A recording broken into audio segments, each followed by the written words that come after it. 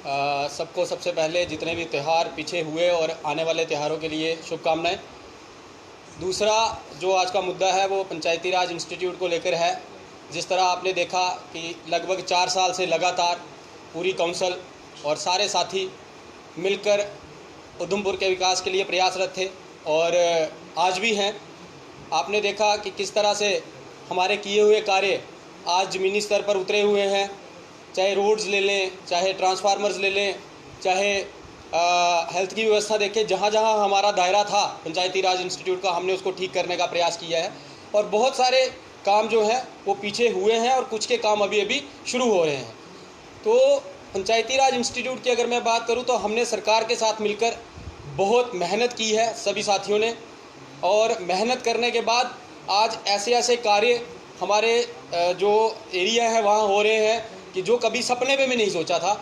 बहुत बड़े बड़े रोड्स और प्रोजेक्ट्स जो है वो लोकल स्तर पर हमारे यहाँ आए हैं। लेकिन आज का जो इसके साथ एक लगता मुद्दा ये है कि बड़े दिनों से हम देख रहे हैं कि जैसे ही चुनाव हुआ है और चुनाव ख़त्म होने के बाद जगह जगह हम देख रहे हैं कि कुछ साथी हमारे ही वो जा रहे हैं और उद्घाटन कर रहे हैं। उद्घाटन करना कोई बुरी बात नहीं है, जिनको प्रोटोकॉल दिया है उनको मैंडेट मिला है वो उद्घाटन कर सकते हैं।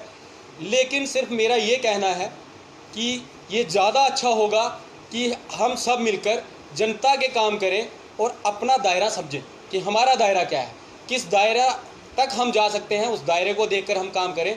अगर हम एक दूसरे के डोमेन में घुसने की कोशिश करेंगे तो उससे जनता का भला नहीं होगा, आपस में जो है वो लड़ाई झगड़ा होता रहेगा और ज़मीनी स्तर पर जो काम करने हैं वो कर नहीं पाएंगे। तो जिन चीज़ों का क्रेडिट लेने का प्रयास हो रहा है वो ले, हमें उससे दिक्कत नहीं है। लेकिन मेरा आप सारे मीडिया बंधुओं के माध्यम से ये कहना है कि एक बार ये ज़रूर चेक किया जाए कि ये जो जितने भी प्रोजेक्ट्स के उद्घाटन हो रहे हैं इनका टेंडर कब लगा, इनका पैसा कब सैंक्शन हुआ, और उसके बाद हमारे किए हुए कार्यों का अगर कोई क्रेडिट लेना चाहेगा तो उससे उनका भी भला होने वाला नहीं है। तो मैं चाहता हूं कि वो जाएं जनता के बीच में, कुछ नए कार्य लेकर आएं, जनता के बीच में और अच्छे काम हो, उसके लिए वो प्रयास करें। और जितना हमें आज तक सुनने में आ रहा है कि बहुत सारे साथी ये भी कह रहे हैं कि पंचायती राज इंस्टीट्यूट के अंदर अगर 20,000 का काम भी होगा तो उसका भी हम फीता काटेंगे।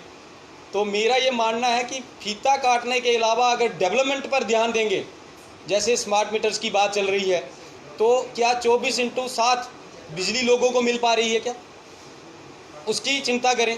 क्या लोगों को पानी मिल पा रहा है क्या, उसकी चिंता करें। जो दायरा हमारा है उससे ऊपर उठकर जो दायरा अब उन लोगों का बना है, क्या वहाँ पर किस तरीक़ा से वो प्रोजेक्ट कर पाते हैं, उन चीज़ों की अगर चिंता की जाएगी तो मुझे लगता है लोगों का भला होगा, लोगों को भी अच्छा लगेगा। और मैं सिर्फ ये कहना चाह रहा हूँ कि जितना हम कंट्रोवर्सी को अवॉइड करेंगे उतना लोगों की भलाई हो पाएगी।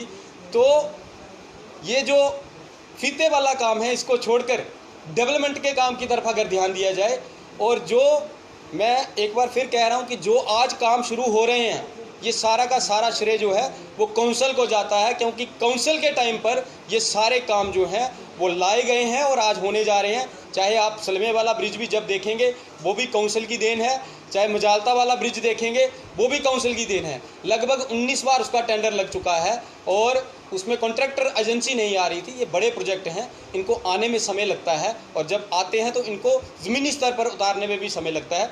इसलिए कोई उन चीज़ों का क्रेडिट लेने चल पड़े तो मुझे लगता है ये अच्छी बात नहीं है। और मैं एडमिनिस्ट्रेशन को भी ये बताना चाह रहा हूँ कि बहुत सारे वीडियोस मैंने देखे और उसमें मैंने कुछ हमारे सरकारी अफसर देखे, वो उद्घाटन कर रहे थे उनके साथ मिलकर। मेरा उनसे भी सवाल है कि कृपया कर एक बार प्रोटोकॉल्स की जो लिस्ट है उसमें ज़रूर देखें कि चेयरमैन जो हैं, डिस्ट्रिक्ट डेवलपमेंट चेयरमैन, उनका कौन सा रैंक है और जो अभी चुनकर आए हैं उनका कौन सा रैंक है। और इसके साथ ही मेरा जहाँ तक मेरी जानकारी है, ये ज़्यादा बुद्धिजीवी लोग हैं, मेरी जहाँ तक जानकारी है without the approval of chairman कोई भी उद्घाटन ज़िले के अंदर नहीं हो सकता है। उसका कारण है क्योंकि he is district development chairman, जो कि ज़िले को पूरा देखेंगे ओवरऑल, और जो एमएलएस का दायरा है हमारे जो ऑनेबल एमएलएज हैं उनका कॉन्स्टिट्यूंसी लेवल का दायरा है।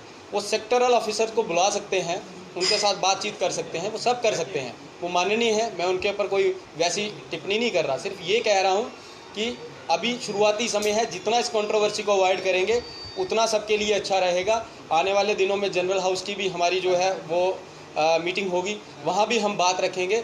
लेकिन मुझे लग रहा था कि एक बार आपके माध्यम से लोगों तक ये बात पहुँचा दी जाए कि जो भी काम अभी तक हुए हैं और जिनका उद्घाटन कोई भी अभी कर रहा है वो उनके खाते में नहीं है। अमित जी, ये तो भाजपा की जो है पुरानी आदत रही है फीता काट कर क्रेडिट लेने की। आप इससे पहले भाजपा में थे।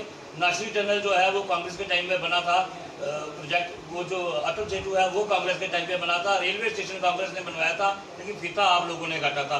तब आपने इस बारे में नहीं बोला, लेकिन आज आप इस बारे में बोल रहे हैं। नहीं, ऐसा है, आज आपको फीताशाही से डर लग रहा है, पहले क्यों नहीं लगता था?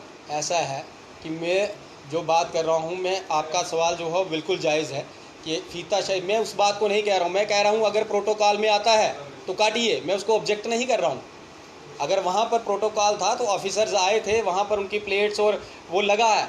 अगर आपको उनको लगता है कि उनका प्रोटोकॉल वहाँ बनता है और वहाँ पर प्लेट लगाई जा सकती है तो वो लगाए ना, कोई मना थोड़े कर रहा है। मैं उसको ऑब्जेक्ट नहीं कर रहा हूँ।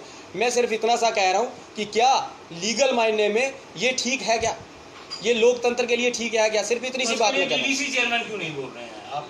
देखो, ऐसा है कि हम भी काउंसिल के साथी हैं। हमारा एक रेजोल्यूशन जो है वो गया है परसों का, मैं उसमें नहीं था क्योंकि मैं कहीं व्यस्त था। रेजोल्यूशन गया है और आने वाले हाउस में हमने तो ये भी रिक्वेस्ट की है कि मीडिया को भी अलाउ किया जाए अंदर। अब वो कितनी बात हमारी मानते हैं, हमने कहा है कि एक बार मीडिया भी